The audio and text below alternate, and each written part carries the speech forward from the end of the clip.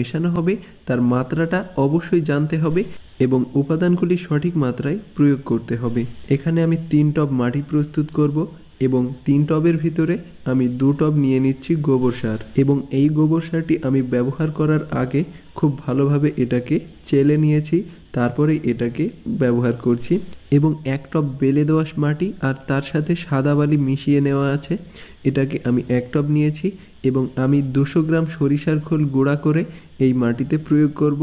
এখানে মাটি আছে 10 ইঞ্চি টবের 3 টব। আপনাদের টব যদি ছোট হয় তাহলে এর মাত্রাটা কমিয়ে তারপরে প্রয়োগ করবেন। সুপ্রিয় দর্শক, এর সাথে আমি নিম খৈল ব্যবহার করছি 200 গ্রাম।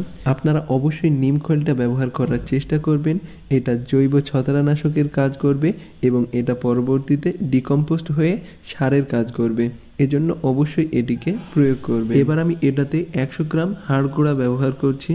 হাড় গুঁড়াটা অবশ্যই ব্যবহার করতে হবে, এটা ক্যালসিয়ামের চাহিদা পূরণ করবে।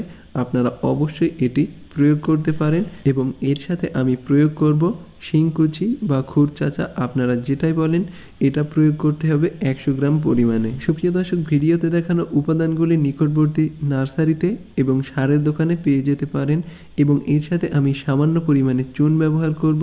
চুনটা আমি 10 গ্রাম হারে ব্যবহার করছি, আপনারা 10 গ্রাম চুন ব্যবহার করতে পারেন 10 ইঞ্চি 3 টব মাটির জন্য এবং এটাতে আমি সামান্য পরিমাণে রাসায়নিক ছত্রাকনাশক প্রয়োগ করছি, কারণ আমি চাই না গাছের শিকড়ে কোনোভাবে ছত্রাকের আক্রমণ হোক।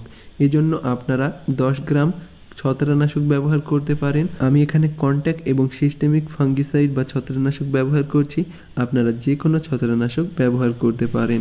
এবার এই আমি ব্যবহার করছি।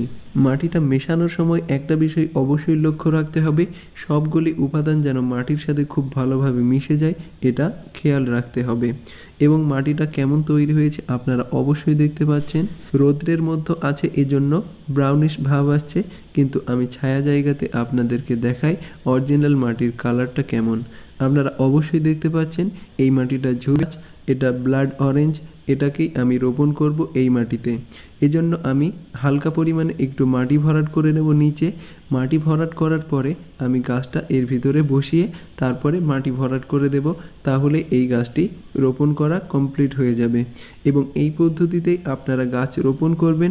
সব ধরনের ফল গাছ এই একই পদ্ধতিতে রোপণ করবেন এবং একটা বিষয় অবশ্যই লক্ষ্য রাখতে হবে, গাছটা যেন টবের মধ্যবর্তী অংশে থাকে, এটা অবশ্যই আপনাকে মাথায় রাখতে হবে এবং মাটিটা ভরাট করার পরে আলতোভাবে এই মাটিটাকে চেপে চেপে বসিয়ে দিতে হবে।